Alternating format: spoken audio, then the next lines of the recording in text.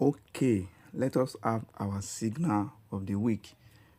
On this particular one, we'll be looking at, Agric, and we'll be looking at coffee. Under Agric, this is our first signal we'll be looking at.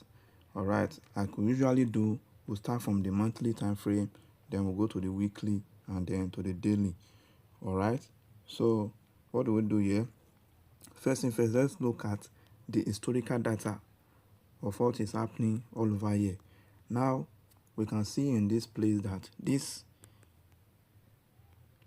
we can see over here that when all this was happening, this is price making different pullback, making different pullback and all of that. This is the major high point on the monthly level. Okay, so here is where we now have the previous month high, that's on the major, and then the previous month low. Okay, that is on the general basis of how the market ought to move. But when we are dealing with the major time frame on the monthly, we can zoom in to look at the microstructure also. And on the microstructure, we can see that this is the microstructure month high, and then the microstructure month low is almost the same. It's almost at the same point with the major structure month low. So let's leave that. Let's try to zoom into the chart. So now that we have zoomed in, we can see that already now the price has not given us what we want. This is the major previous month high. Okay, previous month high. That is where we are expecting price to target right now. All right, but that is not forthcoming or happening yet. So we usually know that after price has taken out a monthly high, we expect a pullback. Major high, to expect a pullback. So in this place, a pullback may come probably into any of this range or continue to sell downward. We don't know. But what are we going to do? Since there's no signal on the monthly time frame, let's go to the weekly. On the weekly time frame, we are still going to be looking for selling opportunities. So looking at the historical data, what we have here, you can see the candlesticks. This was the last monthly pullback, okay, on the major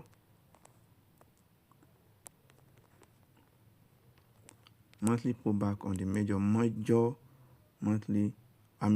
weekly pullback. Then we now have the major weekly high. So let us play it backward and see what could happen there. So that's the major weekly pullback, and this is the major low.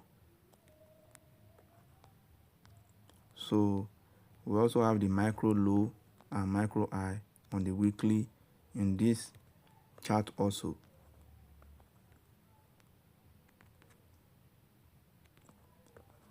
All right, so let's look at what will happen on the major high when price get to this point.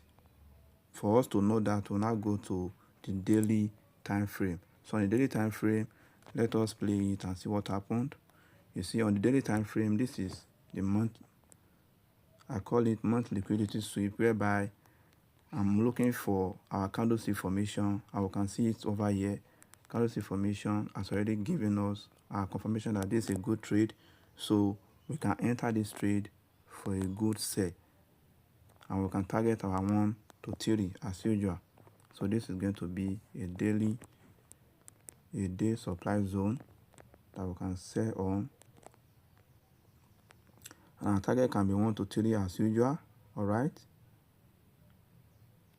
1 to 3, or we can target this low point over here, this inside low point of the weekly low. All right, this is the weekly low, major weekly low, minor weekly low. All right, so let's play it and see what price will do. We are still expecting price to come into it. Now what are we seeing here? Price has now come into that supply zone.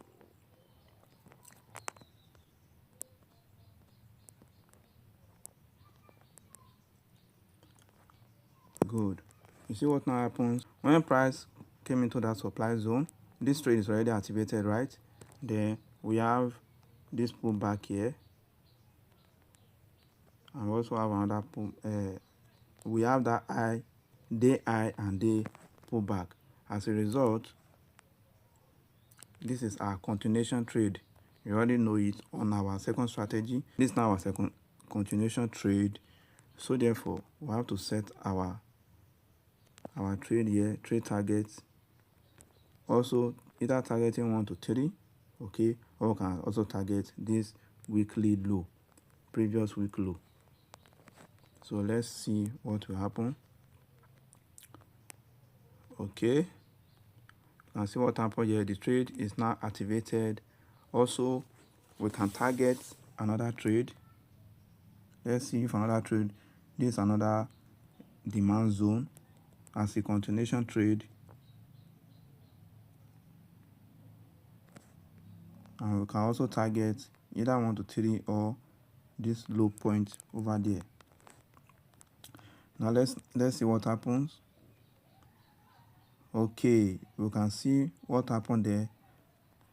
Price took us out on this particular supply zone as a continuation trade. Price took us out, and I could give explanation of why price might have taken out that trade.